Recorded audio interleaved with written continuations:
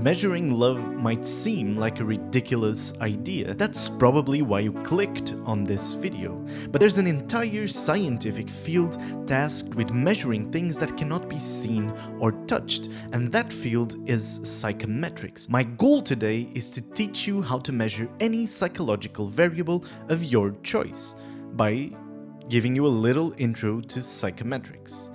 And I will do that by showing you the steps necessary to build a love scale. And I have a little surprise for you at the end. So let's get into it.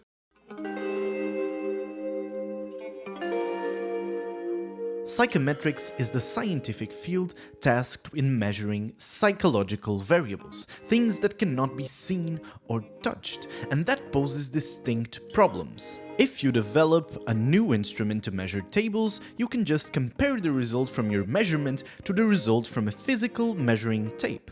This makes it really easy to know whether a new instrument is reliable or not. But when it comes to variables such as love, it is really hard to tell if that scale, that love scale, is reliable or not. Psychometrics' whole field is tasked with answering one simple question: is this instrument measuring what it says it's measuring? And that's easier said than done. Its goal is to establish isomorphism between the measure you're using and the psychological variable you're trying to measure. In layman's terms, isomorphism means establishing a valid and certifiable relationship between the number, the result, the quantitative value as the result of a test, and the amount of the psychological variable you're trying to measure. But how do psychometricians go about doing this? The first thing you need to do is to define the psychological variable you want to measure. In this case, love. What is love? At this stage, you're trying to define a latent construct. This is called a latent construct because it is not directly observable, hence latent. And it is also a construction from indirect empirical observations and theoretical considerations, hence construct. In scientifically rigorous terms, this construct is not believed to correspond exactly to the psychological variable you're trying to measure, but to an approximation of it. The psychometrician's job is to try to make it as close an approximation as possible. And to do so, to build this latent construct, they need to look at relevant scientific research in that area. If you actually did this to build your own love scale, you would probably be faced with tons of possible definitions to the concept you're trying to measure. But I actually did this and I found a really relevant definition that divides love into 3 factors: commitment, passion, and intimacy. And so these factors are what we need to measure. But what kind of scales do we use to measure it? So interesting, scales, let's go!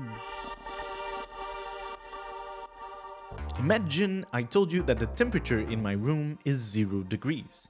This would mean absolutely nothing at all to you because you don't know the scale I'm using to describe and to represent the variable I'm trying to measure, temperature. If I were using Celsius or Fahrenheit, I would be very cold.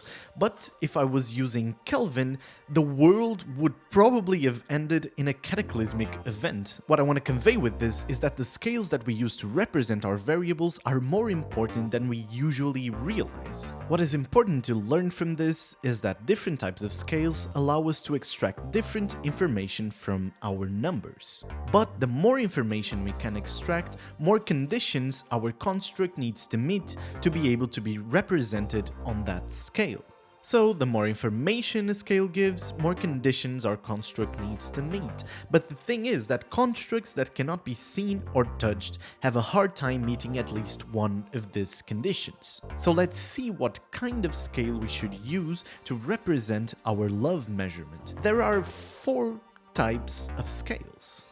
Nominal scales identify categories, but not much more.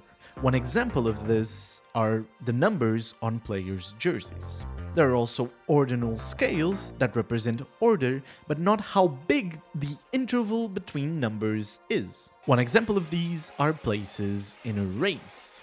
Interval scales, on the other hand, allow us to know that the interval between numbers is fixed, like Celsius or Fahrenheit scales. There are also ratio scales that are the ones that allow us to extract more information from them, but they require the existence of an absolute zero to be used. For example, 0 Kelvin equates to the total absence of thermal energy, while 0 Celsius does not. Kelvin is a ratio scale with an absolute zero, and Celsius is an interval one. Scales that require an absolute zero are very rare in psychology because it's really hard to imagine how a psychological construct could be zero. There's no such thing as zero intelligence or zero love unless you're dead. Therefore, even if you score 0 on an intelligence test or a love scale, this does not represent that you have 0 intelligence or love. So, the scale that you will use to measure love is an interval one, because these types of scales allow us to extract a lot of information from our numbers without needing to assume an absolute zero. Let's hope that wasn't the case anyways. Now we need to choose which items to use, the meat of the test. What will you ask people? And to do so, first we need to decide the relative importance of our factors. Is passion more important than intimacy or commitment? Should we make more items about one or the other, or have heavier weightings toward one of them? I don't know. This is the most creative part of the process. We need to invent, we need to create our items. And if we expect our final scale to have 50 items, we should create 150, because in subsequent steps, 2/3 of them are likely to be eliminated. For example, to measure intimacy, we could make items such as I'm actively supportive of Alex's well-being, or I have a warm relationship with Alex. I love gender-neutral names, yeah. Okay, the basis of your test is now finished. You have a set of questions that you believe reflect love. Now is the time to assess if all your work paid off or not. You need to test the quality of your test. You need to assess the validity of your love scale. Validity is the holy grail of psychometrics. There have been decades of fierce debate about what this concept means, but for now, let's just say that a test being valid means it is measuring what it says it's measuring.